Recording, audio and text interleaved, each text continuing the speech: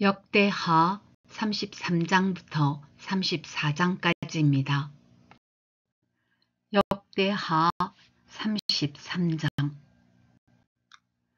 므낫세가 왕이 되었을 때에 그는 12살이었다. 그는 예루살렘에서 55해 동안 다스렸다.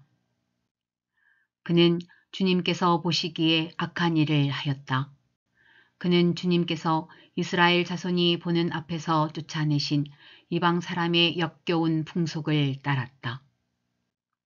그는 아버지 히스기야가 헐어버린 산당들을 오히려 다시 세우고 바알들을 섬기는 제단을 쌓고 아세라 목상들을 만들고 하늘의 별을 숭배하여 섬겼다. 또 그는 주님께서 일찍이 내가 예루살렘 안에 내 이름을 길이길이 두겠다 하고 말씀하신 주님의 성전 안에도 이방신을 섬기는 제단을 만들었다.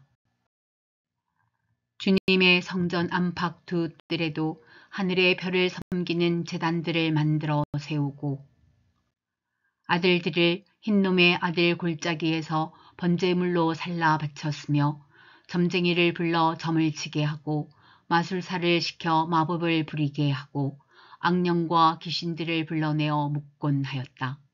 이렇게 하여 그는 주님께서 보시기에 악한 일을 많이 하여 주님께서 진노하시게 하였다. 그는 또 자기가 만든 아로새긴 목상을 하나님의 성전 안에 가져다 놓았다. 일찍이 하나님이 다윗과 그의 아들 솔로몬에게 이 성전을 두고 말씀하실 때에 내가 이스라엘의 모든 지파 가운데서 선택한 이 성전과 예루살렘 안에 영원히 내 이름을 두겠다. 이스라엘 백성이 내가 명한 말 곧 모세를 시켜 전한 율법과 율례와 규례를 지켜 그대로 하면 내가 그들의 조상에게 준 이 땅에서 결코 쫓아내지 아니하겠다 하셨다. 그런데 므낫세는 유다 백성과 예루살렘 주민을 깨어서 악행을 저지르게 한 것이다. 그들이 저지른 악은 본래 이 땅에 살다가 이스라엘 자손이 보는 앞에서 주님께 멸망당한 그 여러 민족이 저지른 악보다 더욱 흉악하였다. 주님께서 므낫세와 그의 백성에게 말씀하셨으나 그들이 듣지 않았으므로 아시리아 왕의 군대 지휘관들을 시켜 유다를 치게 하시니 그들이 므낫세를 사로잡아 쇠사슬로 묶어 바빌론으로 끌어갔다. 므낫세는 고통을 당하여 주 하나님께 간구하였다. 그는 조상의 하나님 앞에서 아주 겸손해졌다. 그가 주님께 기도하니 주님께서 그 기도를 받으시고 그 간구하는 것을 들어주셔서 그를 예루살렘으로 돌아오게 하시고 다시 왕이 되어 다스리게 하셨다. 그제서야 므낫세는 주님만이 하나님이시라는 것을 깨달았다. 이런 일이 있은 뒤에 므낫세는 다윗성 밖 기온샘 서쪽 골짜기의 한 지점에서 물고기 문에 이르기까지 외곽성을 쌓아 오벨을 감싸고 그 성벽 높이를 한껏 올려 쌓았다.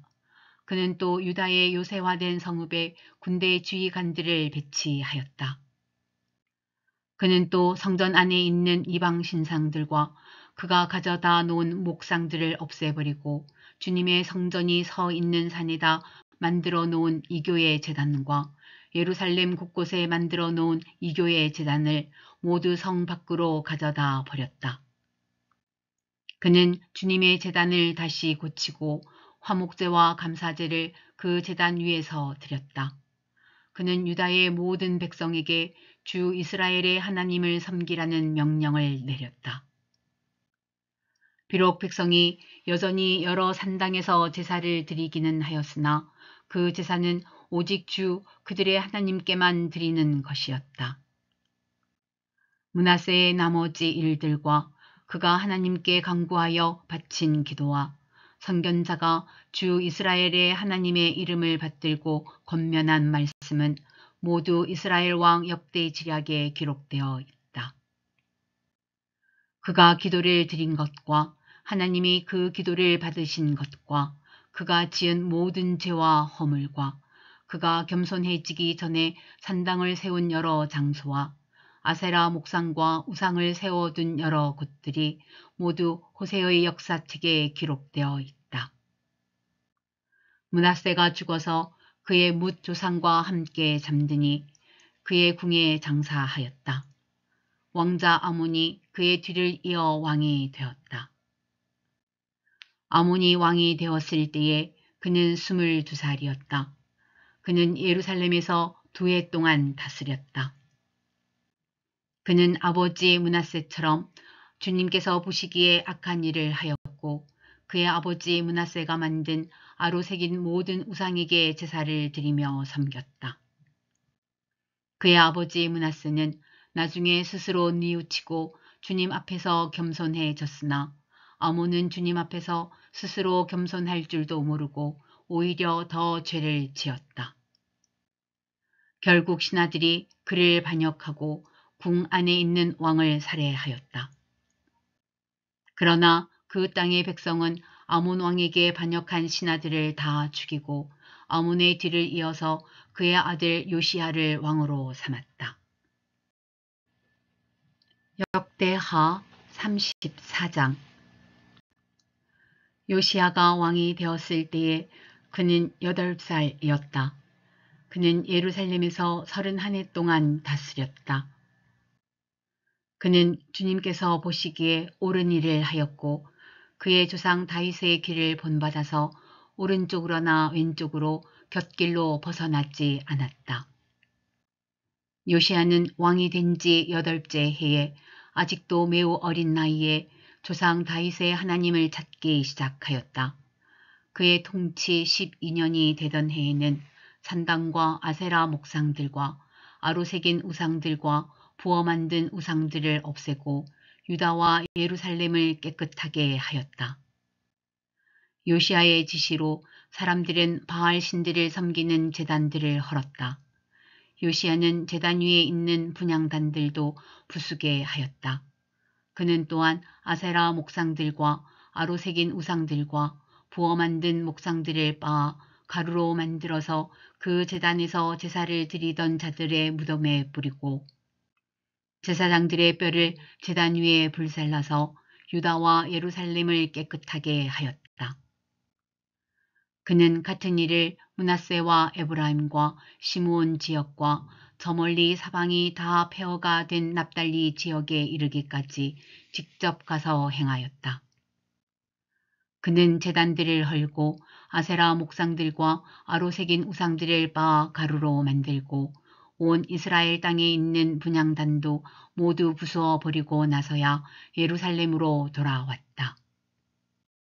요시야는 나라와 성전을 깨끗하게 한 뒤에 통치한 지 18째 해가 되는 때에 아살랴의 아들 사방과 마아세야 성주와 요아하스의 아들 요아 서기관을 보내서 주 그의 하나님의 성전을 수리하게 하였다.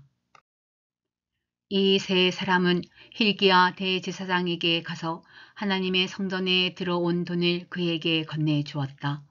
그 돈은 므낫세와 에브라임과 북이스라엘의 나머지 지역에 사는 백성과 유다와 베냐민의 모든 백성과 예루살렘 주민에게서 거두어 들인 것으로서 성전문을 지키는 레위 사람들이 모아둔 것이었다. 그들은 이 돈을 주님의 성전 수리를 맡은 이들에게 맡겼고 그들은 또 그 돈을 주님의 성전 수리를 직접 맡아 건축하는 이들에게 주어서 성전을 수리하게 하였다. 그들은 그 돈을 목수와 돌 쌓는 이들에게도 맡겨서 채석한 돌과 도리와 들보를 만들 나무를 사들여 유다의 왕들이 폐허로 만들어 버린 건물들을 손질하게 하였다. 그 사람들은 이를 정직하게 하였다. 그들 위에 4명의 감독이 있었다. 모두 레위 사람들인데 무라리 자손 가운데서는 야핫과 오바댜, 고앗 자손 가운데서는 스가랴와 무술람이 성전을 수리하는 일을 맡아 하였다. 이 레위 사람들은 모두 음악에 익숙한 사람들이었다. 그들은 목독군을 감독하고 각종 공사 책임자들을 감독하였으며 어떤 레위 사람은 기록원과 사무원과 문지기의 일을 맡았다. hil기야 제사장은 주님의 성전에서 궤에 보관된 돈을 꺼내다가 모세가 전한 주님의 율법책을 발견하고 사반 서기관에게 자기가 주님의 성전에서 율법책을 발견하였다고 하면서 그 책을 사반에게 주었다. 사반이 그 책을 가지고 왕에게 나아가서 보고하였다. 임금님께서 종들에게 명령하신 것을 종들이 그대로 다 하였습니다. 또 주님의 성전에 있는 돈을 다 쏟아서 감독들과 건축하는 사람들에게 맡겼습니다. 이렇게 보고하고 나서 사반 서기관은 hil기야 제사장이 자기에게 책 한 권을 건네 주었다고 왕에게 보고했다. 그리고 사반은 그 책을 왕 앞에서 큰 소리로 읽었다. 왕은 율법의 말씀을 다 듣고는 애통해하며 자기의 옷을 찢었다. 왕은 hil기야와 사반의 아들 아이감과 미가의 아들 압돈과 사반 서기관과 왕의 시종 아사야에게 명령하였다. 그대들은 주님께로 나아가서 나를 대신하여 그리고 아직 이스라엘과 유다에 살아남아 있는 백성을 대신하여 이번에 발견된 이 두루마리의 말씀에 관하여 주님의 뜻을 여쭈어 보도록 하시오.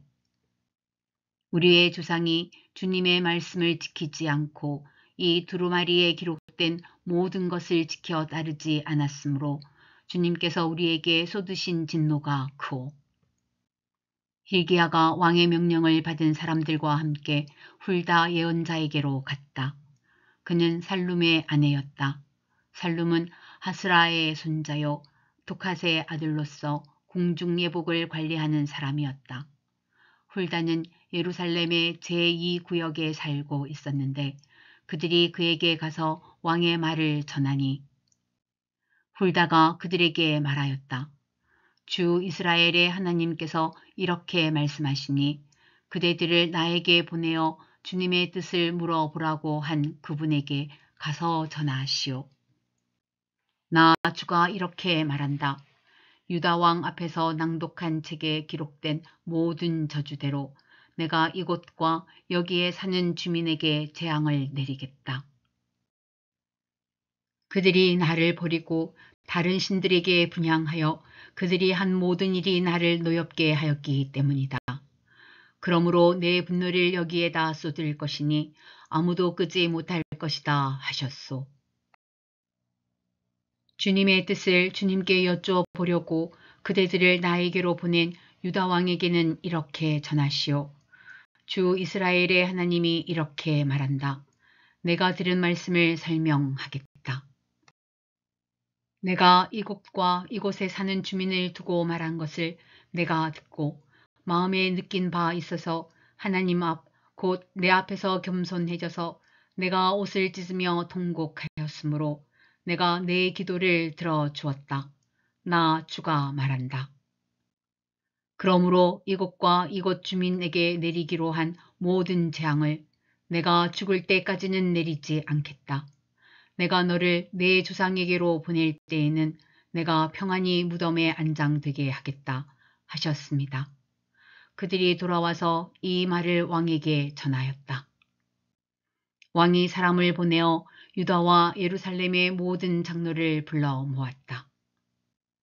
왕은 주님의 성전에 올라갈 때에 유다의 모든 백성과 예루살렘 주민과 제사장들과 레위 사람들과 어른으로부터 아이에 이르기까지 모든 백성을 다 데리고 주님의 성전으로 올라갔다.